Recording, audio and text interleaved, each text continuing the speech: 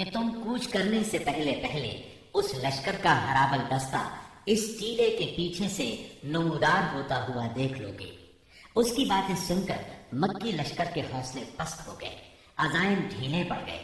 چنانچہ ابو سفیان نے ایک قافلے کے ذریعے سے یہ پیغام بھیجا: لوگ تمہارے خلاف ہیں، ان سے ڈرو۔ یہ پیغام انہوں نے اس لیے بھیجا کہ مسلمان ان کی طرف نہ آئے۔ جہاں تک مسلمانوں کا تعلق ہے، اس دھمکی کا ان پر کوئی اثر نہ ہوا۔ اس دھمکی نے ان کے ایمان کو اور بڑھا دیا۔ اللہ تعالی سورہ آل عمران کی آیت 173 میں فرماتے ہیں: اس نے ان کے ایمان کو اور بڑھا دیا اور انہوں نے کہا اللہ ہمارے لیے کافی ہے اور وہ بہترین کارساز ہے۔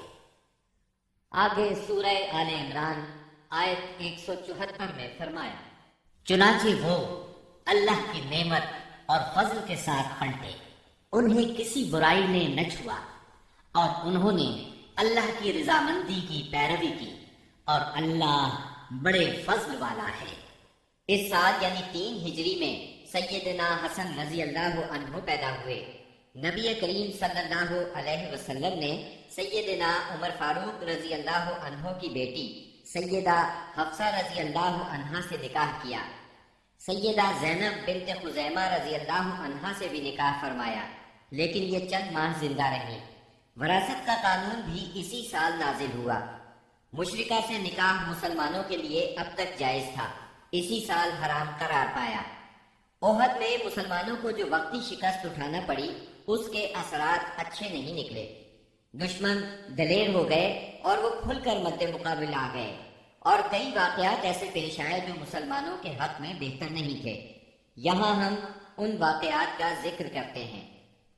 ازل اور قارہ قبائل کے کچھ لوگ رسول اللہ صلی اللہ علیہ وسلم کے پاس آئے اور درخواست کی: اے اللہ کے رسول، ہمارے ہاں اسلام کا چرچا ہے لیکن دین سکھانے والا کوئی نہیں، لہٰذا آپ ہمیں دین سکھانے اور قرآن پڑھانے کے لیے کچھ لوگوں کو بھیج دیں۔ نبی اکرم صلی اللہ علیہ وسلم نے ان کی درخواست سن کر اپنے 10 صحابہ کو سیدنا عاصم بن ثابت رضی اللہ عنہ کی امارت میں روانہ فرمایا۔ جب یہ لوگ رجی کے مقام پر پہنچے تو ان لوگوں نے غداری کی اور قبیلہ حذیل کی ایک شاخ بنو لحیان کو ان پر چڑھا لائے۔ ان کے قریباً 100 تیر اندازوں نے انہیں ایک ٹیلے پر گھیر لیا۔ پھر انہیں یہ عہد و پیمان دیا کہ اگر وہ لڑے بغیر نیچے اتر آئیں تو وہ انہیں قتل نہیں کریں گے۔ ان کی بات سن کر سیدنا عاصم رضی اللہ عنہ نے اترنے سے انکار کر دیا اور اپنے ساتھیوں کے ساتھ مل کر جنگ شروع کر دی۔ اس طرح اس جنگ میں 7 صحابہ شہید ہو گئے، 3 باقی رہ گئے۔ کفار نے پھر وہی عہد دیا، چنانچہ وہ تینوں ٹیلے سے اتر آئے، مگر کفار نے بد عہدی کی اور انہیں باندھ لیا۔ اس پر ان میں سے ایک نے کہا: یہ تمہاری پہلی بد عہدی ہے، میں تم لوگوں کے ساتھ نہیں جاؤں گا۔ کفار نے انہیں قتل کر دیا اور باقی 2 کو مکے لے چلے۔ مکے لے جا کر ان دونوں کو بیچ دیا۔ یہ دونوں خبیب بن عدی اور زید بن دسنہ رضی اللہ عنہما تھے۔ سیدنا خبیب رضی اللہ عنہ نے غزوہ بدر میں حارث بن عامر بن نوفل کو قتل کیا تھا، لہٰذا انہیں کچھ عرصے تک قید میں رکھ کر تنعیم لے جایا گیا اور قتل کر دیا گیا۔ انہوں نے قتل سے پہلے 2 رکعت نماز ادا کی اور ان پر بد دعا کی، پھر چند اشعار پڑھے۔ ان میں سے 2 یہ ہیں: میں مسلمان مارا جاؤں تو مجھے کچھ پرواہ نہیں کہ اللہ کی راہ میں کس پہلو پر قتل ہوتا ہوں، اور یہ تو اللہ کی ذات کے لیے ہے، اور اگر وہ چاہے تو بوٹی بوٹی کیے ہوئے اعضاء کے جوڑ جوڑ میں برکت عطا کر دے۔ اس کے بعد ابو سفیان نے خبیب رضی اللہ عنہ سے کہا: کیا تمہیں یہ بات پسند ہے کہ تمہارے بدلے محمد ہمارے قبضے میں ہوتے اور ہم ان کی گردن مارتے اور تم اپنے اہل و عیال میں ہوتے؟ جواب میں انہوں نے فرمایا: اللہ کی قسم، مجھے تو یہ بھی گوارا نہیں کہ میں اپنے اہل و عیال میں ہوتا اور اس کے بدلے میں محمد صلی اللہ علیہ وسلم کو جہاں آپ ہوں وہاں کوئی کانٹا چبھ جاتا اور وہ آپ کو تکلیف دیتا۔ یعنی میں تو اپنی جان بچانے کے بدلے میں انہیں کانٹا چبھنے کے برابر بھی تکلیف دینا گوارا نہیں کرتا۔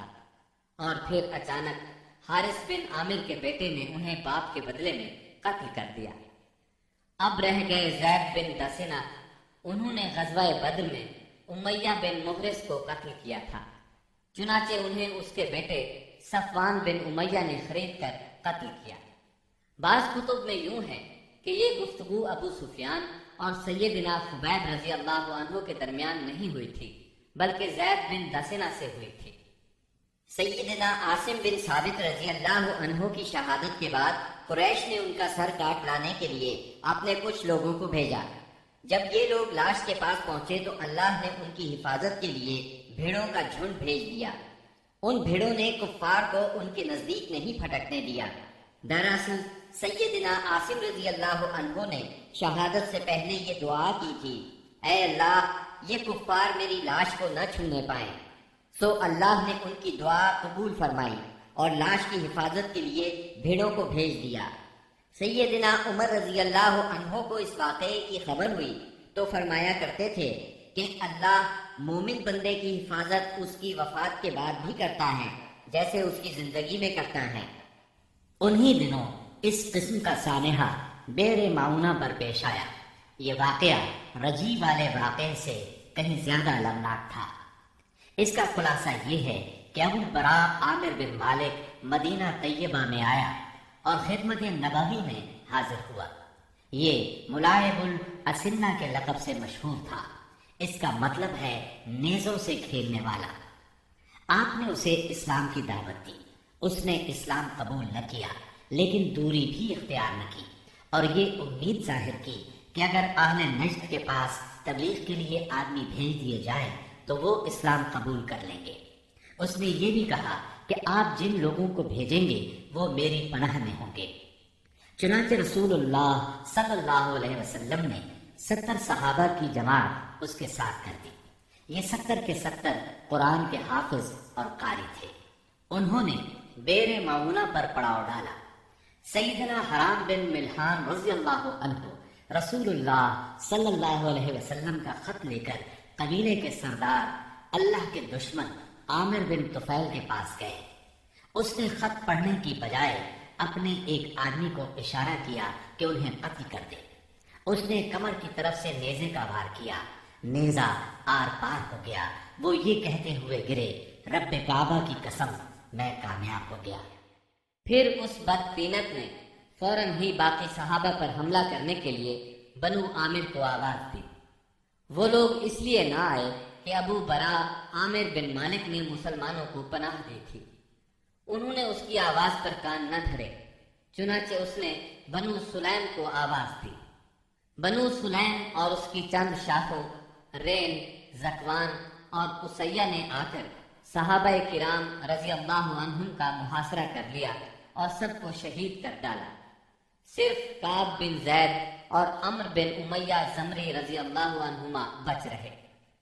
کعب بن زید تو زخمی تھے، ان لوگوں نے انہیں مردہ خیال کیا، چنانچہ انہیں بعد میں شہداء کے درمیان سے اٹھا لیا گیا۔ وہ زندہ رہے اور غزوہ خندق میں شہید ہوئے۔ عمر بن امیہ زمری منذر بن عقبہ کے ساتھ اونٹ چرانے کے لیے گئے ہوئے تھے۔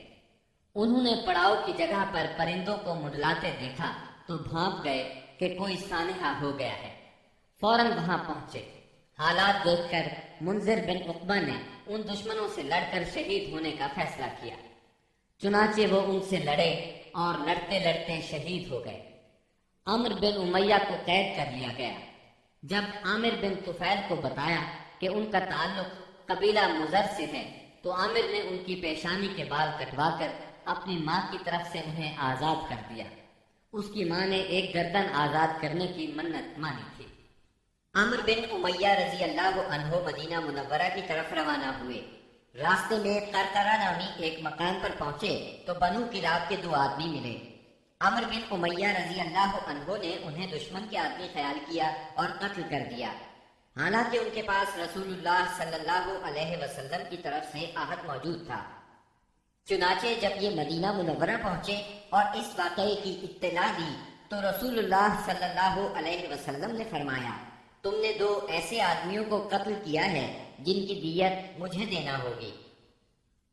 اللہ کے رسول صلی اللہ علیہ وسلم کو واقع رجی اور بیر معونہ سے بہت رنج پہنچا۔ یہ دونوں حادثے ایک ہی مہینے یعنی صفر 4 ہجری میں پیش آئے تھے، اور کہا جاتا ہے کہ دونوں حادثات کی خبر آپ کو ایک ہی رات میں پہنچی تھی۔ آپ نے ان قاتلوں پر 30 دن تک نماز فجر میں بد دعا فرمائی، یہاں تک کہ اللہ نے ان شہداء کی طرف سے یہ پیغام نازل کیا: ہماری قوم کو ہماری طرف سے یہ بات پہنچا دیں کہ ہم اپنے رب سے ملے تو وہ ہم سے راضی ہے اور ہم اس سے راضی ہیں۔ اس کے بعد آپ نے قنوت ترک کر دی۔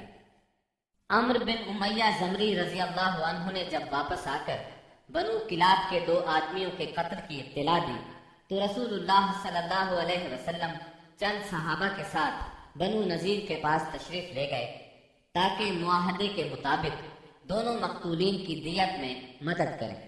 انہوں نے آپ سے کہا: ابو القاسم، ہم ایسا ہی کریں گے، آپ تشریف رکھیے، ہم آپ کی ضرورت پوری کیے دیتے ہیں۔ ان لوگوں نے آپ کو ایک دیوار کے نیچے بٹھایا، آپ دیوار سے ٹیک لگا کر بیٹھ گئے۔ ادھر یہود جمع ہوئے، ان پر شیطان سوار تھا۔ انہوں نے باہم مشورہ کیا اور کہا: ہم میں سے کون ہے جو اس بھاری پتھر کو اوپر لے جا کر آپ کے سر پر گرا دے؟ اس پر ایک بدبخت ترین یہودی عمرو بن جہاش اٹھا۔ اس نے کہا: یہ کام میں کروں گا۔ پھر اس نے پتھر اٹھایا اور اس کو اوپر کی طرف لے چلا۔ ادھر سیدنا جبرائیل علیہ السلام نے آ کر نبی صلی اللہ علیہ وسلم کو ان کے ارادے کی خبر کر دی۔ چنانچہ آپ تیزی سے اٹھے اور مدینہ منورہ چلے آئے۔ بعد میں صحابہ رضی اللہ عنہم بھی آپ سے آ ملے۔ آپ نے انہیں سازش سے آگاہ فرمایا۔ اس واقعے پر نبی کریم صلی اللہ علیہ وسلم نے محمد بن مسلمہ رضی اللہ عنہ کو بنو نذیر کے پاس بھیجا۔ ان کے ذریعے سے آپ نے یہود کو پیغام دیا: تم لوگ مدینے سے نکل جاؤ، اب تم یہاں نہیں رہ سکتے، تمہیں 10 دن کی مہلت ہے۔ اس کے بعد جو یہاں نظر آیا اس کی گردن مار دی جائے گی۔ رسول اللہ صلی اللہ علیہ وسلم کے اس فرمان پر یہودیوں نے وہاں سے چلنے کی تیاری شروع کر دی، لیکن اسی دوران میں رئیس المنافقین عبداللہ بن ابی نے انہیں کہلا بھیجا: ڈٹ جاؤ اور یہاں سے نکلنے سے انکار کر دو۔ میرے ساتھ 2000 جنگجو ہیں، وہ تمہارے ساتھ تمہارے قلعوں میں داخل ہوں گے اور تمہاری حفاظت کی خاطر جان دے دیں گے، اور بنو قریظہ اور بنو غطفان بھی تمہاری مدد کریں گے۔ اس کا پیغام سن کر یہود نے اپنے اندر قوت اور مضبوطی محسوس کی اور رسول اللہ صلی اللہ علیہ وسلم سے کہلا بھیجا کہ ہم یہاں سے نہیں جائیں گے، آپ جو کر سکتے ہیں کر لیں۔ یہ سن کر رسول اللہ صلی اللہ علیہ وسلم نے کہا: اللہ اکبر۔ صحابہ رضی اللہ عنہم نے بھی مل کر کہا: اللہ اکبر۔ نبی صلی اللہ علیہ وسلم نے مدینہ منورہ کا انتظام سیدنا ابن ام مکتوم رضی اللہ عنہ کو سونپا اور جھنڈا سیدنا علی رضی اللہ عنہ کو مرحمت فرما کر بنو نذیر کے علاقے کا رخ کیا۔ وہاں پہنچ کر ان کا محاصرہ کر لیا۔ انہوں نے بھی اپنے قلعوں اور گڑھیوں میں پناہ لے لی اور اسلامی لشکر پر تیر اور پتھر برسانے لگے۔ نبی صلی اللہ علیہ وسلم نے دیکھا کہ کھجور کے درخت اور باغات ان کے لیے ڈھال بنے ہوئے ہیں، چنانچہ آپ نے ان کو کاٹ دینے اور جلا دینے کا حکم فرمایا۔ اس عمل سے یہودیوں کے حوصلے ٹوٹ گئے اور اللہ نے ان کے دلوں پر مسلمانوں کا رعب طاری فرما دیا۔ چنانچہ 6 روز بعد یا ایک دوسری روایت کے مطابق 15 روز بعد انہوں نے اس شرط پر ہتھیار ڈال دیے کہ وہ مدینہ منورہ سے جلا وطن ہو جائیں گے۔ اس موقع پر بنو قریظہ بھی ان سے الگ تھلگ رہے۔ منافقین کے سردار اور ان کے حلیفوں نے بھی وعدہ خلافی کی اور ان کی مدد کو نہ آئے۔ رسول اللہ صلی اللہ علیہ وسلم نے انہیں اجازت دی کہ وہ ہتھیاروں کے سوا جو ساز و سامان چاہیں لے جا سکتے ہیں۔ چنانچہ ان سے جو کچھ ہو سکا لے گئے، یہاں تک کہ دروازے، کھڑکیاں، کھوٹیاں اور چھتوں کی کڑیاں تک لے گئے۔ اللہ تعالی سورۃ الحشر کی آیت 2 میں اس بارے میں فرماتے ہیں: وہ اپنے ہاتھوں اور اہل ایمان کے ہاتھوں اپنے گھر برباد کر رہے تھے، پس اے اہل بصیرت عبرت پکڑو۔ اس جلا وطنی کے بعد ان کی اکثریت اور بڑے لوگوں نے خیبر میں قیام کیا۔ ان کا ایک چھوٹا گروہ ملک شام جا بسا۔ رسول اللہ صلی اللہ علیہ وسلم نے ان کی زمین اور علاقہ خاص مہاجرین اولین میں تقسیم فرما دیا۔ صرف 2 انصاری صحابہ ابو دجانہ اور سہل بن حنیف رضی اللہ عنہما کو ان کی تنگ دستی کے سبب اس میں سے عطا فرمایا۔ اس کے علاوہ آپ اسی میں سے اپنی ازواج مطہرات کا سال بھر کا خرچ نکالتے تھے۔ اس کے بعد جو کچھ بچتا اسے جہاد کی تیاری کے لیے ہتھیاروں اور گھوڑوں کی خریداری میں صرف فرماتے تھے۔ آپ نے ان کے پاس سے 50 فوج اور 300 تلواریں بھی پائیں۔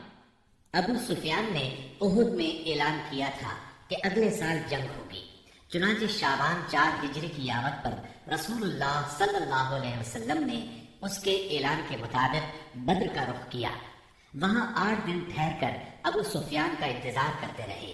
آپ کے ساتھ 1500 کا لشکر اور 10 گھوڑے تھے۔ جھنڈا سیدنا علی رضی اللہ عنہ کے ہاتھ میں تھا۔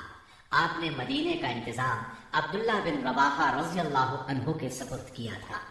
دوسری طرف ابو سفیان بھی 2000 کا لشکر لے کر روانہ ہوا، جس میں 50 سوار تھے۔ مر الزہران پہنچ کر مجنہ نام کے مشہور چشمے پر پڑاؤ ڈالا، لیکن شروع ہی سے ان پر روب سا طاری تھا۔ واپسی کے بہانے سوچنے لگا۔ بلاخر یہاں پہنچ کر اس نے اپنے ساتھیوں سے کہا، جنگ اس وقت مناسب ہوتی ہے جب شادابی ہو اور ہریالی ہو، تاکہ جانور چر سکیں اور تم بھی دودھ پی سکو۔ اس وقت خشک سالی ہے، لہٰذا میں تو واپس جا رہا ہوں، تم بھی واپس چلے چلو۔ اس پر پورا لشکر کسی مخالفت کے بغیر واپس ہو گیا۔ مسلمانوں کو جب ان کے واپس ہونے کی خبر ملی تو انہوں نے اپنا سامان تجارت فروخت کیا، خوب نفع کمایا اور اس شان سے واپس لوٹے کہ ہر دشمن پر ان کی دھاک بیٹھ چکی تھی اور ہر طرف امن و امان قائم ہو چکا تھا۔ چنانچہ 1 سال سے زیادہ عرصہ گزر گیا اور دشمنوں کو کچھ کرنے کی جرت نہ ہوئی۔ اسی وجہ سے رسول اللہ صلی اللہ علیہ وسلم کو آخری حدود تک امن پھیلانے کا موقع ملا۔ چنانچہ ربیع الاول 5 ہجری میں ڈاکوں کی سرکوبی کے لیے دومت الجندل تشریف لے گئے اور یوں ہر طرف امن و امان ہو گیا۔ بنو نذیر مدینہ منورہ سے نکلنے کو تو نکل گئے، مگر خیبر پہنچ کر انہوں نے اپنی سازشوں کا جال سارے ملک عرب میں پھیلا دیا۔ ان کے رئیسوں نے مکے جا کر قریش کو آمادہ کیا۔ قبیلہ غطفان کو خیبر کی آدھی پیداوار کا لالچ دے کر اپنے ساتھ ملا لیا۔ بنی اسد ان کے حلیف تھے، وہ بھی اٹھ کھڑے ہوئے۔ غرض سب مل ملا کر 10,000 کا بھاری لشکر مدینہ منورہ کی طرف روانہ ہوا۔ جب نبی اکرم صلی اللہ علیہ وسلم کو ان کی چڑھائی کی خبر ملی تو آپ نے صحابہ کرام رضی اللہ عنہم سے مشورہ کیا۔ سیدنا سلمان فارسی رضی اللہ عنہ نے مشورہ دیا کہ شہر کے 3 اطراف میں دشوار گزار پہاڑ، مکانات اور کھجوروں کے گھنے باغات ہیں جو پناہ کا کام دیتے ہیں۔ صرف شمالی سمت کھلی ہے، اگر وہاں خندق کھود دی جائے تو شہر کا حملہ روکا جا سکتا ہے۔ آپ نے یہ رائے پسند کی، لہذا آپ نے اسی جانب ہرہ شرقیہ اور غربیہ کے درمیان کا سب سے تنگ مقام منتخب کیا، جو کم و بیش 1 میل ہے۔ وہاں خندق کھود کر دونوں ہروں کو ملا دیا۔ مغرب میں یہ خندق سلا پہاڑی کے شمال سے شروع ہوتی تھی اور مشرق میں مقام شیخین کے پاس ہرہ شرقیہ کے بڑھے ہوئے سرے سے جا ملتی تھی۔ آپ نے ہر 10 آدمیوں کو 40 ہاتھ خندق کھودنے کا کام سونپا اور خود بھی خندق کھودنے اور مٹی ڈھونے میں شریک ہو گئے۔ لوگ رجز پڑھتے اور آپ جواب دیتے، نیز آپ رجز پڑھتے اور لوگ جواب دیتے تھے۔ لوگوں نے خندق کھودنے میں بڑی مشقتیں برداشت کی، بالخصوص سردی اور بھوک کی شدت۔ لوگوں نے رسول اللہ صلی اللہ علیہ وسلم سے بھوک کی شکایت کی اور اپنے پیٹوں پر ایک ایک پتھر بندھے ہوئے دکھلائے تو آپ نے انہیں اپنے پیٹ پر 2 پتھر دکھلا دیے۔ خندق کی کھدائی کے دوران بعض نشانیاں بھی دیکھنے میں آئیں۔ سیدنا جابر نے رسول اللہ صلی اللہ علیہ وسلم کی بھوک کی سختی دیکھی تو صبر نہ کر سکے، اپنی بکری کا ایک بچہ ذبح کیا اور ان کی بیوی نے 1 سا جوں پیسے۔ پھر خفیہ طور پر رسول اللہ صلی اللہ علیہ وسلم کو چند صحابہ کرام سمیت دعوت دی۔ مگر رسول اللہ صلی اللہ علیہ وسلم سارے اہل خندق کے ساتھ، جن کی تعداد 1000 تھی، چل پڑے اور سب نے شکم سیر ہو کر کھایا۔ پھر بھی ہانڈی بھری ہوئی ابلتی رہی اور آٹے سے روٹی پکتی رہی۔ اس طرح سیدنا برا کے ساتھیوں کا ایک سخت چٹان سے سامنا ہوا۔ نبی صلی اللہ علیہ وسلم نے اتر کر بسم اللہ کہا اور کدال سے ایک ضرب لگائی تو ایک ٹکڑا کٹ گیا اور اس سے ایک روشنی نکلی۔ آپ نے فرمایا اللہ اکبر، مجھے شام کی کنجیاں دی گئیں اور اس وقت میں اس کے سرخ محل دیکھ رہا ہوں۔ اس کے بعد آپ نے دوسری ضرب لگائی اور فتح فارس کی خوشخبری سنائی، پھر تیسری ضرب لگائی اور فتح یمن کی خوشخبری سنائی اور پوری چٹان کٹ گئی۔ ادھر قریش اور ان کے پیروکار 4000 کا لشکر لے کر آئے۔ ان کے ساتھ 300 گھوڑے اور 1000 اونٹ تھے۔ ان کا سالار ابو سفیان تھا اور جھنڈا عثمان بن طلحہ نے اٹھا رکھا تھا۔ جب یہ لشکر مدینہ کے قریب پہنچا تو خندق دیکھ کر دنگ رہ گیا، چنانچہ انہیں مدینہ منورہ کے باہر پڑاؤ کرنا پڑا۔ ادھر 3000 مسلمان پوری طرح ہوشیار تھے اور خندق کی نگرانی کر رہے تھے۔ دونوں اطراف سے تیر اندازی شروع ہوئی جو کئی دن تک جاری رہی۔ ایک روز مشرکین کے شاہ سواروں کی ایک جماعت نے ایک تنگ مقام سے خندق عبور کر لی۔ ان لوگوں میں عمرو بن عبد ود، اکرمہ بن ابی جہل اور زرار بن خطاب وغیرہ شامل تھے۔ ان کے گھوڑے اندر داخل ہو کر چکر کاٹنے لگے۔ ایسے میں سیدنا علی رضی اللہ عنہ چند مسلمانوں کے ساتھ نکلے اور جس مقام سے انہوں نے خندق عبور کی تھی اس پر قبضہ کر لیا۔ اس طرح انہوں نے ان لوگوں کا واپسی کا راستہ بند کر دیا۔ اس پر عمرو بن عبد ود نے انہیں مقابلے کے لیے للکارا۔ وہ بہت بہادر اور ظالم تھا۔ سیدنا علی رضی اللہ عنہ نے کوئی بات کہہ کر اسے بھڑکا دیا۔ وہ گھوڑے سے اتر آیا۔ اب دونوں نے ایک دوسرے پر بڑھ چڑھ کر وار کیے۔ آخر سیدنا علی نے اسے ایک کاری ضرب لگائی، وہ وہیں ڈھیر ہو گیا۔ باقی مشرک بھاگ نکلنے میں کامیاب ہو گئے۔ بھاگتے وقت ان کی بدحواسی کا عالم یہ تھا کہ اکرمہ اپنا نیزہ چھوڑ گیا۔ نوفل بن عبداللہ خندق میں جا گرا، جسے مسلمانوں نے قتل کر دیا۔ اب مشرکین نے تیر اندازی شروع کر دی۔ تیروں کے ساتھ وہ پتھر بھی برسا رہے تھے۔ مسلمان عورتیں ایک قلعے میں محفوظ تھیں۔ وہ قلعہ بنو قریظہ کے پاس تھا۔ بنو قریظہ نے جب یہ دیکھا کہ مسلمان حملے کی زد میں ہیں، ادھر میدان خالی ہے، تو قلعے پر قبضے کے برے ارادے سے قلعے کی طرف بڑھے۔ ایک یہودی تو پھاٹک کے پاس پہنچ گیا۔ عورتوں نے بھی انہیں دیکھ لیا اور ان کے ارادے کو بھانپ لیا۔ سیدنا زبیر رضی اللہ عنہ کی والدہ اور نبی کریم صلی اللہ علیہ وسلم کی پھوپھی سیدہ صفیہ رضی اللہ عنہا آگے بڑھی اور اس پر حملہ کر دیا۔ آن کی آن میں وہ ڈھیر ہو گیا۔ انہوں نے اس کا سر کاٹ کر میدان میں پھینک دیا۔ اپنے ساتھی کا سر دیکھ کر بنو قریظہ کے لوگ یہ سمجھے کہ قلعے میں مسلمانوں کی فوج موجود ہے، لہٰذا آگے بڑھنے سے رک گئے اور واپس لوٹ گئے۔ غزوہ خندق شوال 5 ہجری میں پیش آیا تھا۔ مشرکین نے قریباً 1 ماہ تک مسلمانوں کا محاصرہ جاری رکھا۔ اس کا مطلب ہے محاصرہ شوال میں شروع ہوا اور ذیقعد میں ختم ہوا۔ ابن سعد کا بیان ہے کہ جس روز رسول اللہ صلی اللہ علیہ وسلم واپس ہوئے وہ بدھ کا روز تھا اور ذیقعد کے ختم ہونے میں صرف 7 دن باقی تھے۔ اس جنگ میں دونوں طرف کے صرف چند افراد مارے گئے، یعنی 10 مشرک اور 6 مسلمان۔ ایک تیر سعد بن معاذ رضی اللہ عنہ کو لگا، جس سے ان کے بازو کی بڑی رگ کٹ گئی۔ انہوں نے اللہ سے دعا کی کہ اگر قریش کی جنگ ابھی کچھ باقی ہے تو اس کے لیے انہیں زندہ رکھے، ورنہ اسی زخم کو ان کی موت کا سبب بنا دے۔ البتہ انہوں نے اپنی دعا میں یہ بھی کہا، یا اللہ مجھے موت نہ دے یہاں تک کہ بنو قریظہ سے میری آنکھیں ٹھنڈی ہو جائیں۔ خندق کی لڑائی دراصل جان اور مال کے نقصان کی جنگ نہیں تھی، بلکہ یہ جنگ اعصاب کی جنگ تھی۔ اس میں کوئی خوریز معرکہ پیش نہیں آیا، لیکن پھر بھی یہ اسلامی تاریخ کی ایک فیصلہ کن جنگ تھی۔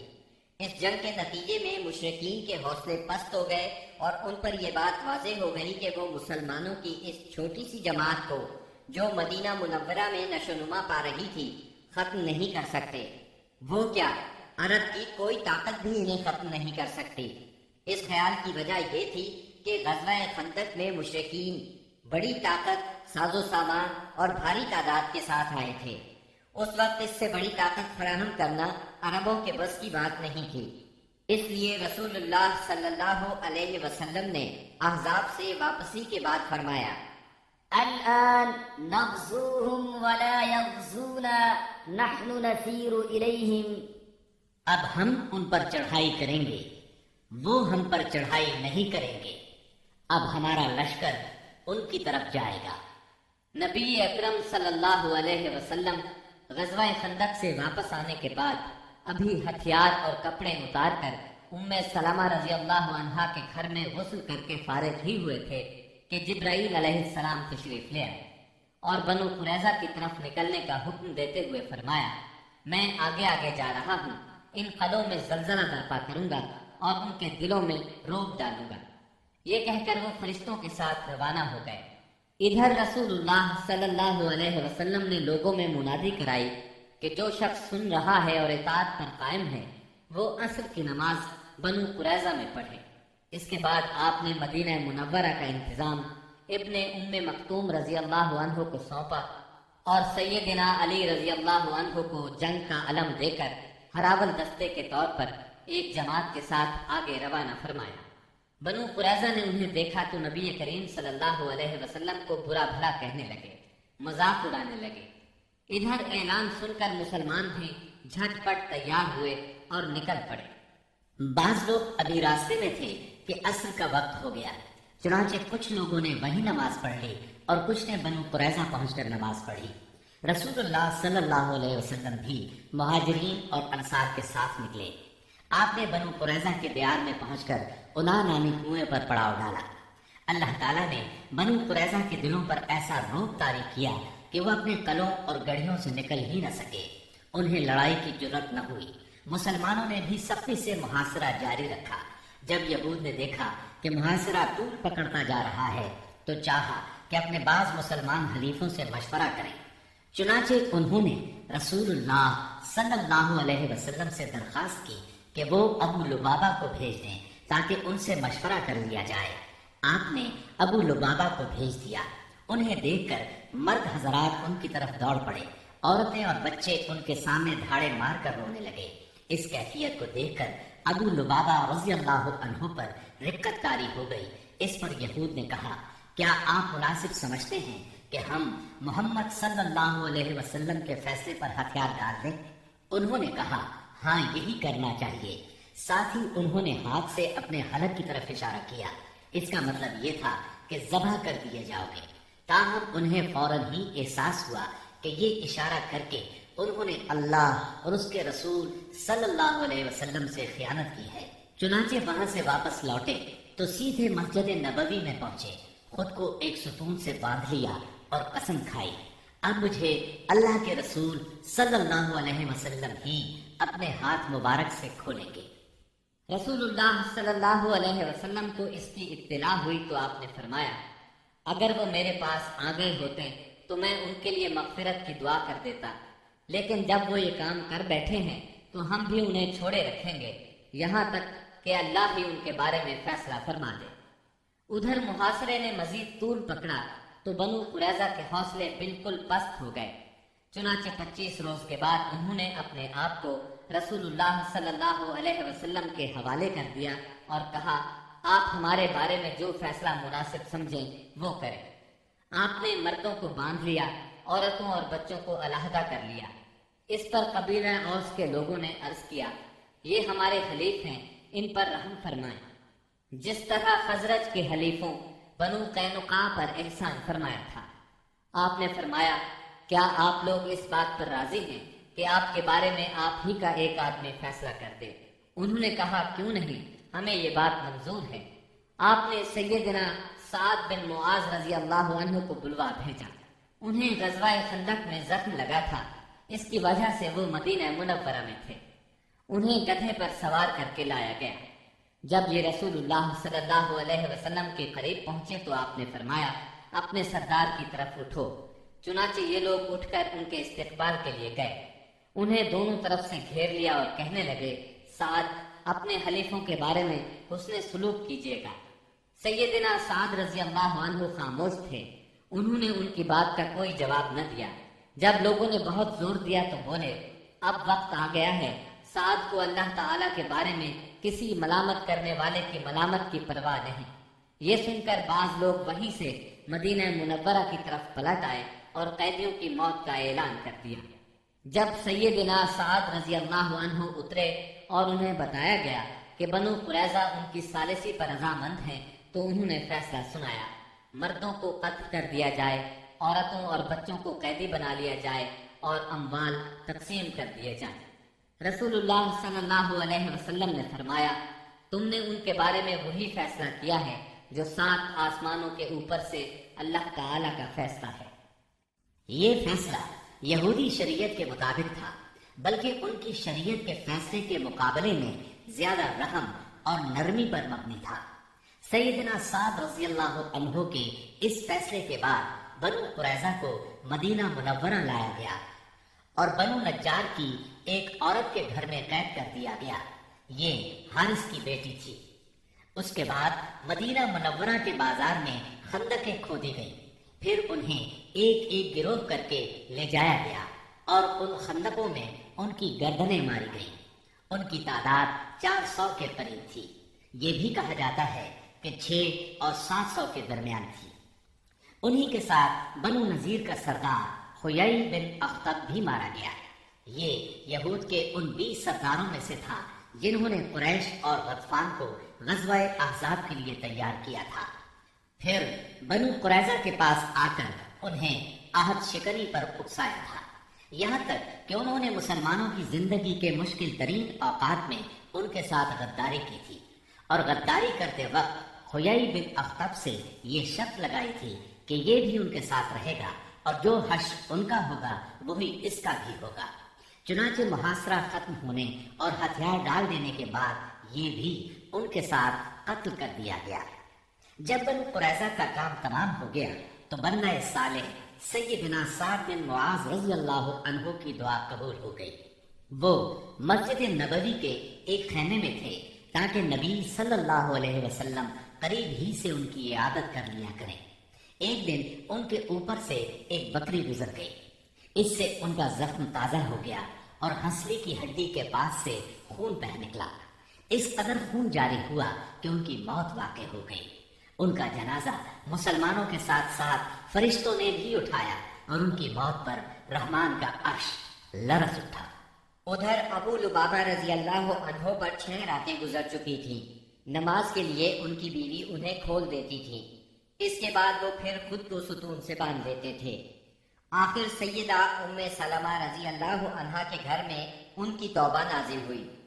سیدہ ام سلمہ رضی اللہ عنہا نے انہیں بشارت دی تو لوگ انہیں کھولنے کے لیے دوڑ پڑے، لیکن انہوں نے ان سب کو روک دیا اور کہا، رسول اللہ صلی اللہ علیہ وسلم کے سوا مجھے کوئی نہ کھولے۔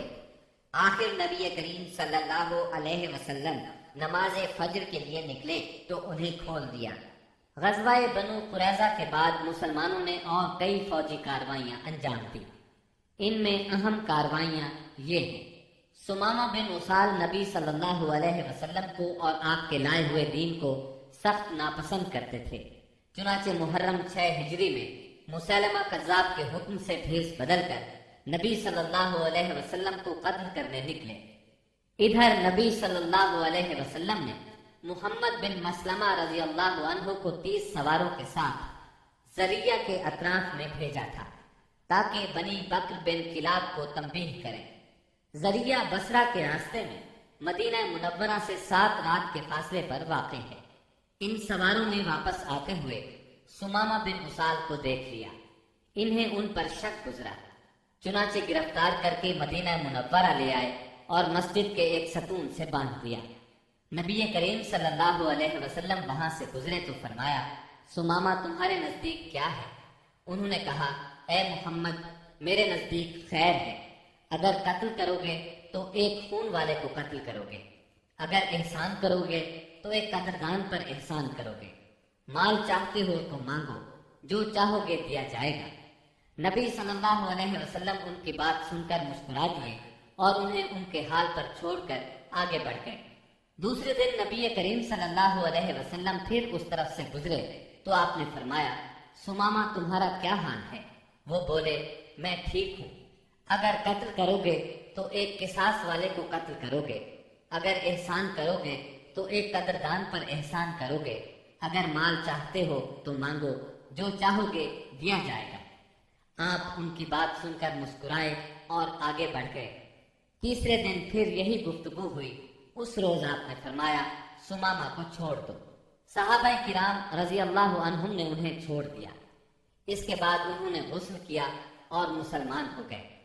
اسلام لانے کے بعد وہ بولے، اللہ کی قسم، اسلام لانے سے پہلے روئے زمین پر کوئی چہرہ میرے نزدیک آپ کے چہرے سے زیادہ قابل نفرت نہیں تھا، لیکن اب آپ کا چہرہ میرے نزدیک روئے زمین پر سب سے زیادہ محبوب ہو گیا ہے، اور اللہ کی قسم، روئے زمین پر کوئی دین میرے نزدیک آپ کے دین سے زیادہ ناپسندیدہ نہیں تھا، مگر اب آپ کا دین میرے نزدیک تمام ادیان سے زیادہ پسندیدہ ہو گیا ہے۔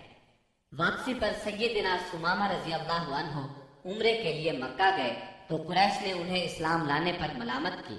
اس پر وہ بولے، اللہ کی قسم، تمہارے پاس یمامہ سے گندم کا ایک دانہ بھی نہیں آئے گا جب تک رسول اللہ صلی اللہ علیہ وسلم اس کی اجازت نہ دے دیں۔ چنانچہ واپسی پر انہوں نے اہل مکہ کے لیے گندم فروخت کرنے کی ممانعت کر دی، جس سے وہ مشکل میں پڑ گئے، یہاں تک کہ انہوں نے نبی صلی اللہ علیہ وسلم کو خط لکھا، اس میں اپنی قرابت کا واسطہ دیا اور درخواست کی کہ آپ سمامہ کو لکھ دیں، وہ گندم فروخت کرنے کی اجازت دے دیں۔ آپ نے سمامہ رضی اللہ عنہ کو لکھ دیا۔ بنو لحیان وہی ہیں جنہوں نے رجی کے مقام پر دھوکے سے 8 صحابہ کرام رضی اللہ عنہم کو شہید کیا تھا اور 2 کو اہل مکہ کے ہاتھوں فروخت کر دیا تھا، جہاں وہ بے دردی سے شہید کر دیے گئے تھے۔ یہ لوگ حجاز کے بہت اندر عثفان کی حدود میں آباد تھے، اسی لیے نبی صلی اللہ علیہ وسلم نے ان سے انتقام لینے میں قدر تاخیر سے کام لیا۔ جب کفار کے مختلف گروہوں میں پھوٹ پڑ گئی اور آپ دشمنوں سے کسی قدر مطمئن ہو گئے تو آپ نے مدینہ منورہ کا انتظام ابن ام مکتوم رضی اللہ عنہ کو سونپ کر 200 صحابہ اور 20 گھوڑوں کے ساتھ ربیع الاول 6 ہجری میں بنو لحیان کا رخ کیا اور یلغار کرتے ہوئے بطن غران تک پہنچ گئے۔ یہ امج اور عثفان کے درمیان بطن غران نامی ایک وادی ہے اور اسی جگہ آپ کے صحابہ کرام رضی اللہ عنہم کو شہید کیا گیا تھا۔ آپ نے ان کے لیے دعائے رحمت کی، 2 روز تک یہیں قیام فرمایا۔ ادھر بنو لحیان کو آپ کی آمد کی خبر مل گئی، وہ پہاڑوں کی طرف بھاگ گئے، ان کا کوئی آدمی ہاتھ نہ آ سکا۔ پھر آپ نے عثفان کا قصد کیا اور وہاں سے 10 سواروں کا دستہ آگے بھیجا تاکہ قریش ان کی آمد کا حال سن کر مرعوب ہو جائے۔ اس دستے نے قراء الغمیم تک کا چکر لگایا۔ اس کے بعد آپ کل 14 دن مدینہ منورہ سے باہر گزار کر واپس مدینے لوٹ آئے۔ جمادی الاولیٰ 6 ہجری میں رسول اللہ صلی اللہ علیہ وسلم نے سیدنا زید بن حارثہ رضی اللہ عنہ کو 170 سواروں کے ساتھ تیس کی جانب روانہ فرمایا۔ انہیں روانہ کرنے کا مقصد یہ تھا کہ وہ شام سے آنے والے ایک قریشی قافلے کو پکڑے۔ اس قافلے کی سربراہ رسول اللہ صلی اللہ علیہ وسلم کی صاحبزادی سیدہ زینب رضی اللہ عنہا کے شوہر ابو العاص بن ربیع تھے۔ اس مہم میں قریش کے ایک قافلے کا مال ہاتھ آیا، لیکن ابو العاص بھاگ نکلنے میں کامیاب ہو گئے اور سیدھے مدینہ منورہ جا پہنچے۔ انہوں نے سیدہ زینب رضی اللہ عنہا کی پناہ لے لی اور ان سے کہا، رسول اللہ صلی اللہ علیہ وسلم سے کہیں آپ قافلے کا سامان واپس کر دیں۔ سیدہ زینب رضی اللہ عنہا نے سفارش کی تو نبی کریم صلی اللہ علیہ وسلم نے چھوٹی بڑی ہر چیز واپس کر دی۔ ابو العاص سارا مال لے کر مکے پہنچے، امانتیں ان کے مالکوں کے حوالے کی، پھر مسلمان ہو کر مدینہ منورہ آ گئے۔ نبی کریم صلی اللہ علیہ وسلم نے پہلے ہی نکاح کے تحت سیدہ زینب رضی اللہ عنہا کو انہیں واپس کر دیا۔ یہ واپسی 3 سال سے کچھ زیادہ عرصہ بعد ہوئی تھی۔ رسول اللہ صلی اللہ علیہ وسلم نے اس دوران میں مزید کئی سرایات بھیجے۔ جن کا دشمن کی سرکشی توڑنے، ان کے شر کی آگ بجھانے اور دور دراز علاقوں میں امن پھیلانے میں بڑا اثر تھا۔ پھر آپ کے پاس کچھ اس طرح کی خبریں آئیں کہ آپ غزوہ بنو المصطلق کے لیے تشریف لے گئے۔ یہ غزوہ 5 ہجری یا 6 ہجری میں ہوا۔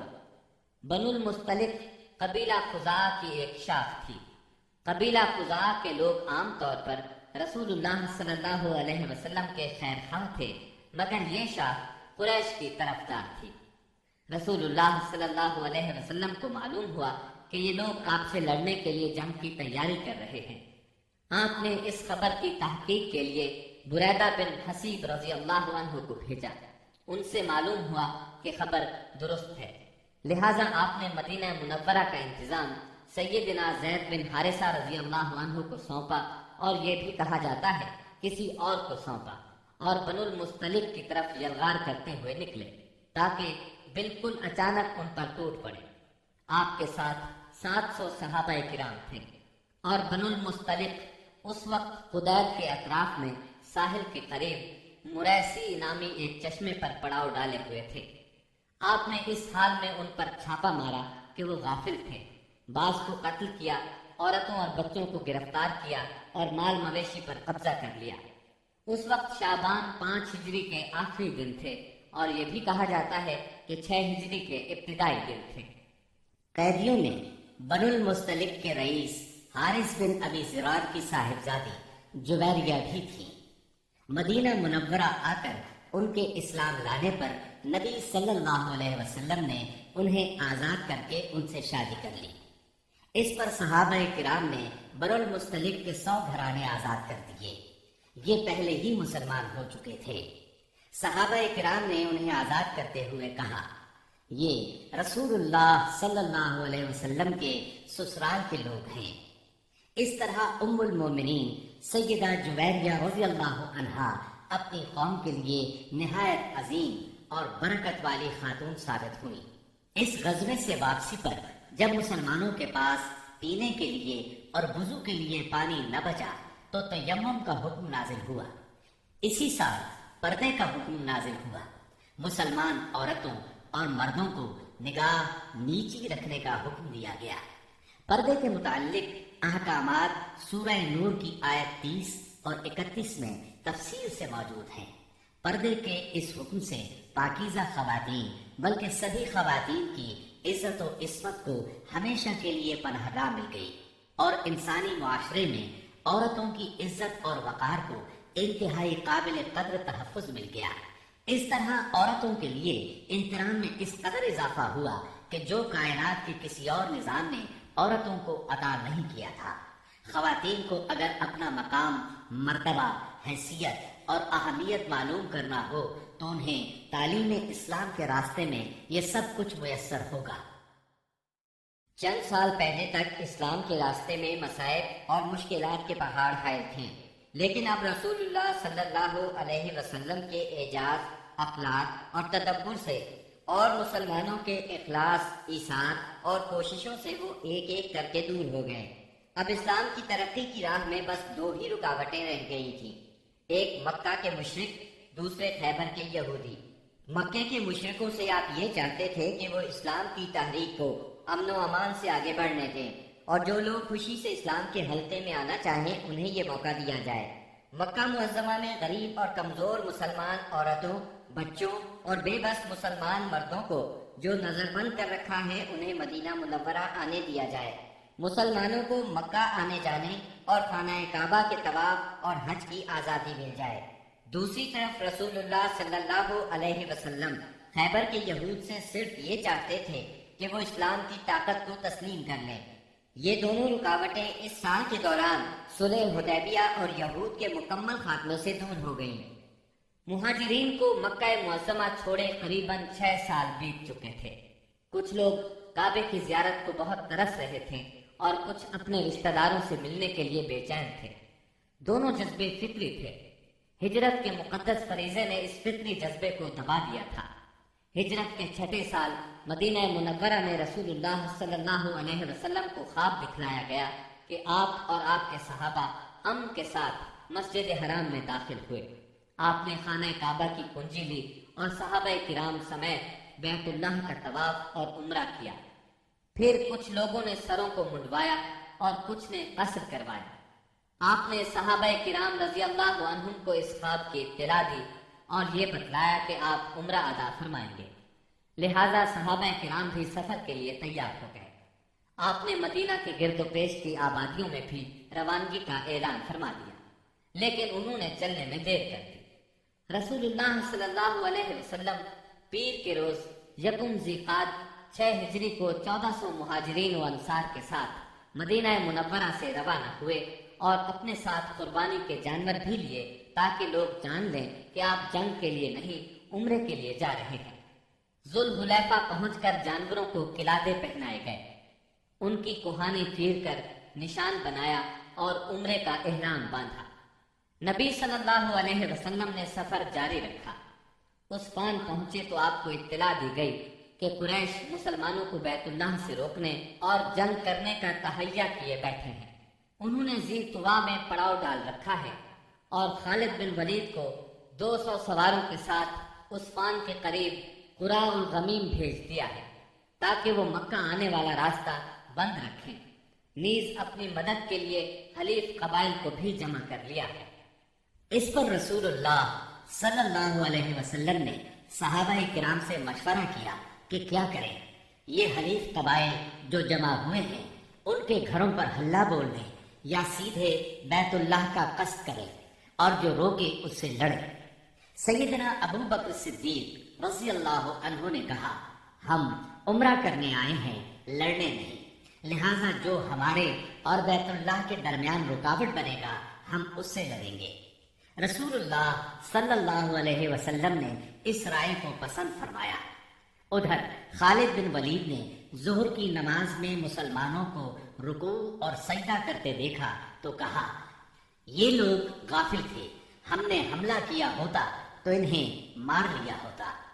پھر انہوں نے طے کیا کہ عصر کی نماز کے دوران حملہ کریں گے، لیکن اللہ نے ظہر اور عصر کے درمیان صلاۃ خوف یعنی حالت جنگ میں نماز کا حکم نازل فرمایا۔ اس حکم میں وضاحت کی گئی کہ اس حالت میں مسلمان نماز کس طرح ادا کریں۔ اس طرح خالد بن ولید کے ہاتھ سے یہ موقع بھی جاتا رہا۔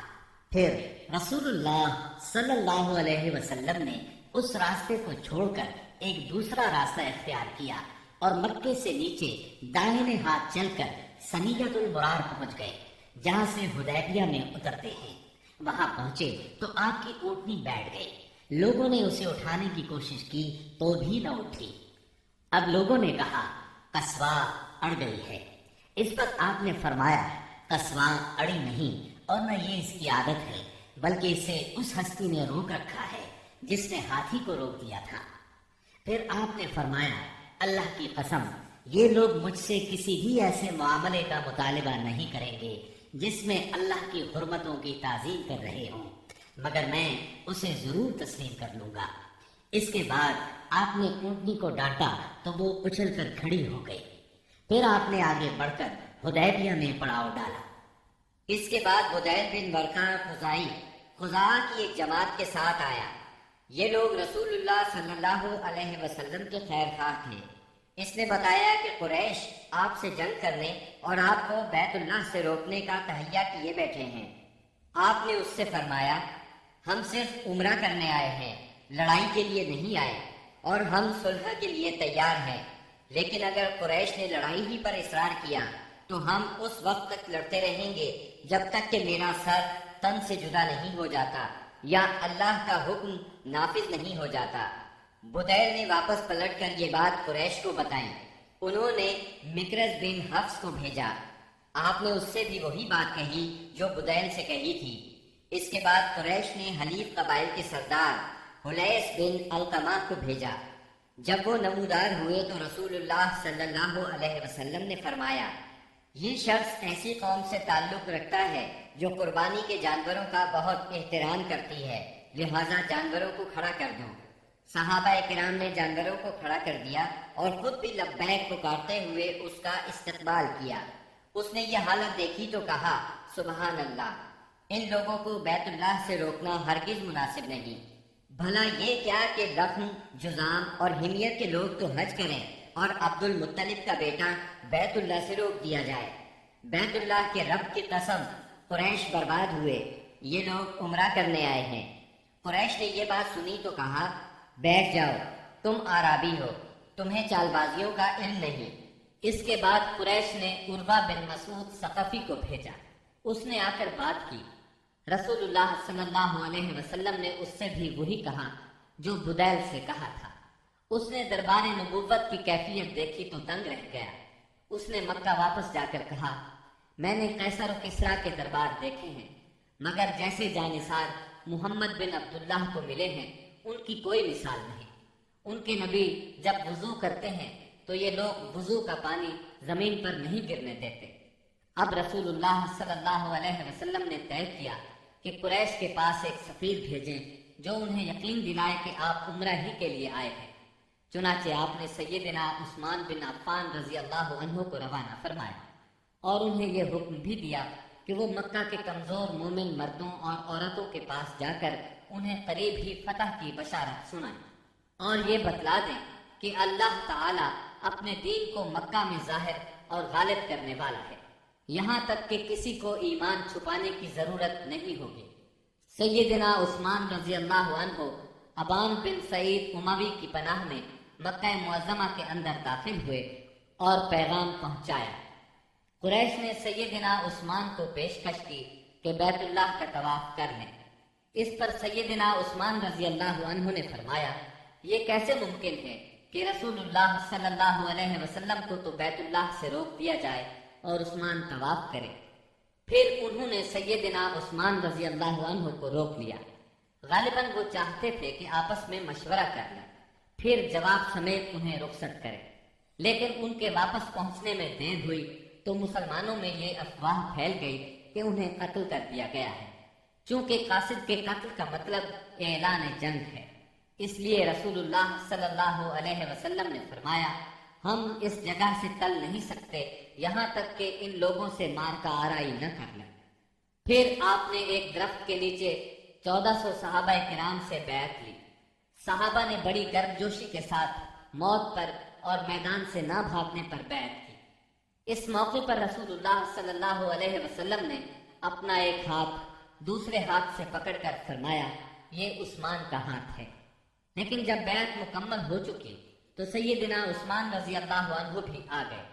اللہ نے اس بیعت کی فضیلت میں سورۃ الفتح کی آیت 18 نازل فرمائی۔ یقیناً اللہ مومنین سے راضی ہوا جب وہ آپ سے درخت کے نیچے بیعت کر رہے تھے، اور یہیں سے اس کا نام بیعت رضوان مشہور ہوا۔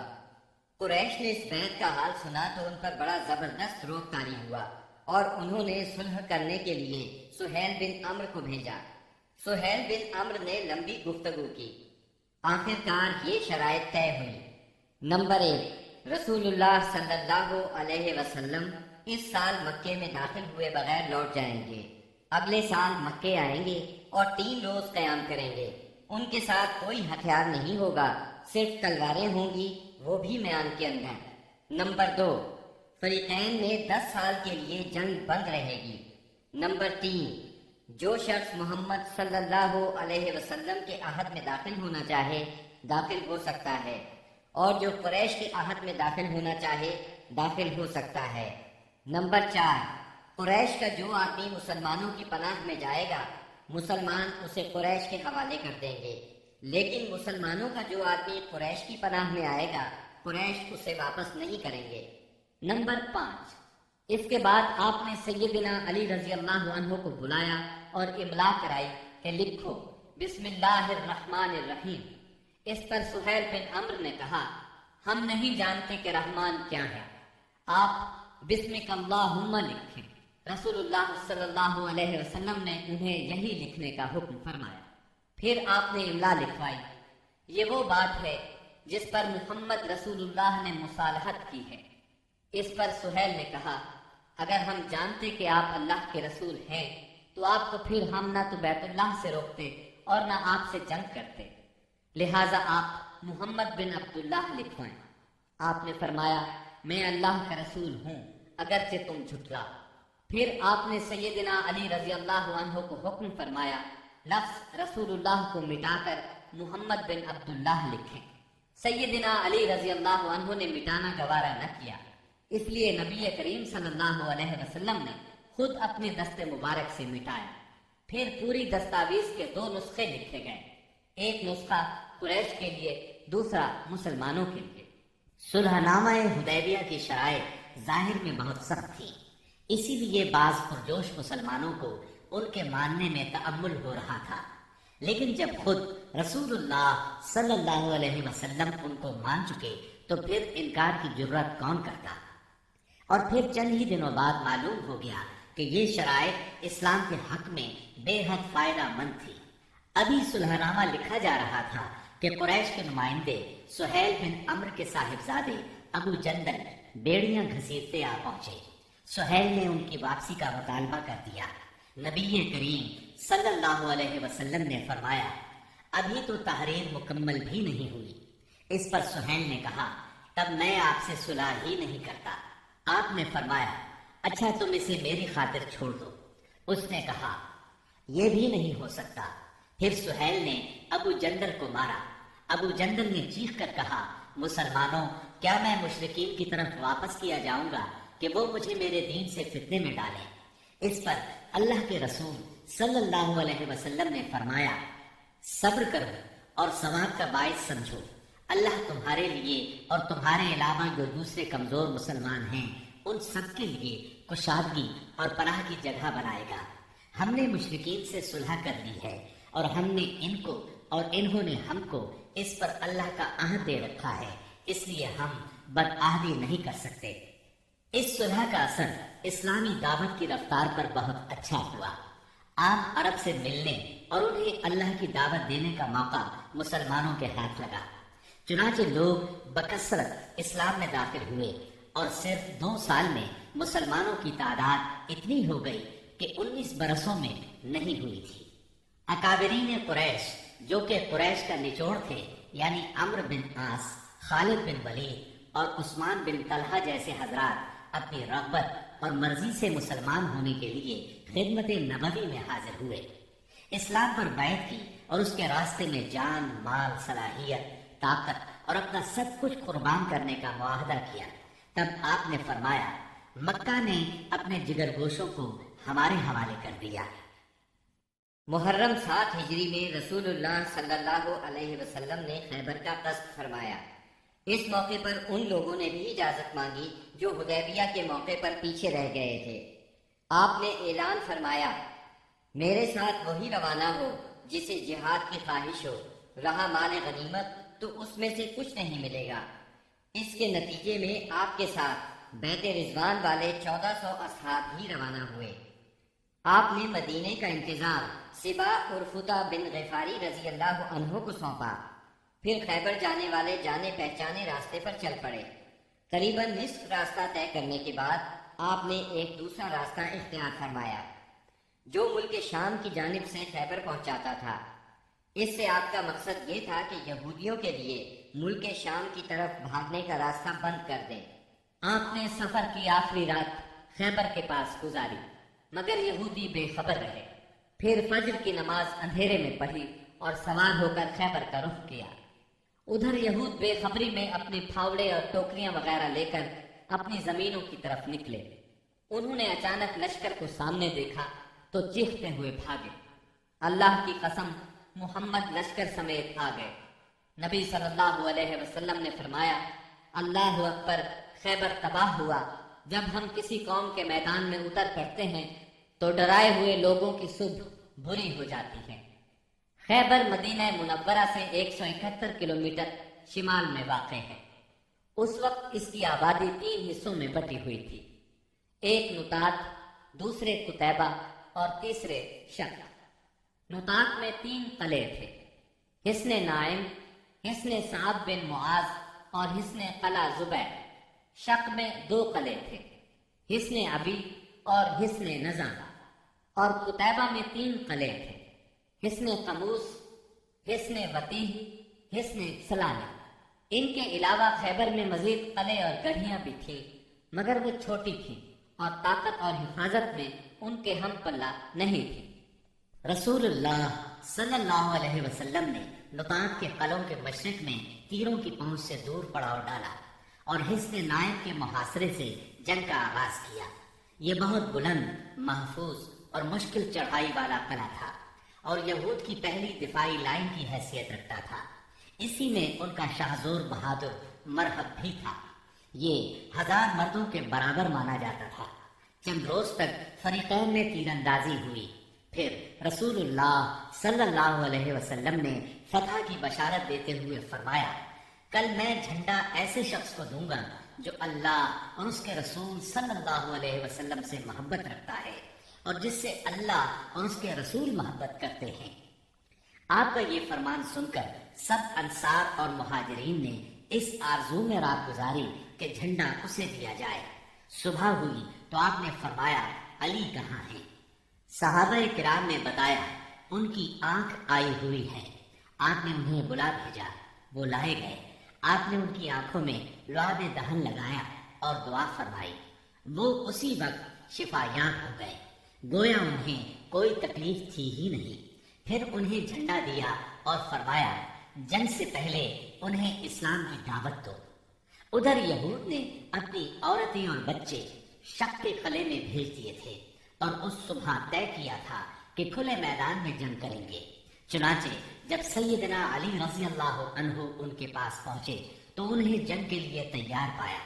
آپ نے انہیں اسلام کی دعوت دی، انہوں نے صاف انکار کر دیا۔ مرحب نے فخر اور غرور سے تلوار لہرائی اور دعوت مبارزت دی، یعنی اپنے مقابلے میں کسی کو بھی آنے کے لیے للکارا۔ اس نے یہ شعر پڑھا، خیبر جانتا ہے کہ میں مرحب ہوں، ہتھیار پوش، بہادر اور تجربہ کار، جب جنگ و پیکار شعلہ زن ہو۔ اس کے مقابلے میں سیدنا عامر بن اقوا رضی اللہ عنہ نمودار ہوئے۔ وہ کہہ رہے تھے، خیبر جانتا ہے میں عامر ہوں، ہتھیار پوش، شہزور اور جنگجو۔ پھر دونوں نے ایک دوسرے پر وار کیا۔ مرحب کی تلوار سیدنا عامر کی ڈھال میں پھنس گئی۔ انہوں نے چاہا کہ اپنی تلوار اس کی پنڈلی پر مارے، لیکن ان کی تلوار چھوٹی تھی، اس کی پنڈلی تک پہنچنے کی بجائے پلٹ کر خود ان کے گھٹنے میں آ لگی۔ بعد میں انہوں نے اسی چوٹ سے انتقال کیا۔ نبی صلی اللہ علیہ وسلم نے سیدنا عامر کے بارے میں فرمایا، ان کے لیے دگنا اجر ہے، وہ بڑے جانباز مجاہد تھے، کم ہی ان جیسا کوئی عرب روئے زمین پر چلا ہوگا۔ سیدنا عامر رضی اللہ عنہ کے زخمی ہو جانے پر سیدنا علی رضی اللہ عنہ مرحب کے مقابلے پر آئے۔ آپ یہ شعر پڑھ رہے تھے، یعنی میں وہ شخص ہوں کہ میری ماں نے میرا نام حیدر یعنی شیر رکھا ہے، جنگل کے شیر کی طرح خوفناک، میں انہیں سا کے بدلے نیزے کی ناپ پوری کروں گا۔ اس کے بعد مرحب کے سر پر تلوار کا ایسا وار کیا کہ وہ وہیں ڈھیر ہو گیا۔ اس کے بعد مرحب کے بھائی یاسر نے نکل کر مقابلے کی دعوت دی۔ اس کے مقابلے میں سیدنا زبیر بن عوام نکلے اور اسے اس کے بھائی کے پاس پہنچا دیا۔ پھر گھمسان کی لڑائی چھڑ گئی، بہت سے یہودی مارے گئے، جس سے ان کے حوصلے پست ہو گئے اور وہ اپنے مورچے چھوڑ کر بھاگ نکلے۔ مسلمانوں نے ان کا پیچھا کیا اور بزور قلعے میں داخل ہو گئے۔ یہود اس قلعے سے بھاگ کر اس کے ساتھ والے قلعے حصن و صاب میں مورچہ بند ہو گئے۔ ادھر مسلمانوں کو قلعہ حصن نائم میں بہت سا غلہ، کھجوریں اور اسلحہ ملا۔ اس کے بعد مسلمانوں نے سیدنا حباب بن منذر رضی اللہ عنہ کی قیادت میں حصن صاب کا محاصرہ کر لیا۔ یہ محاصرہ 3 دن جاری رہا۔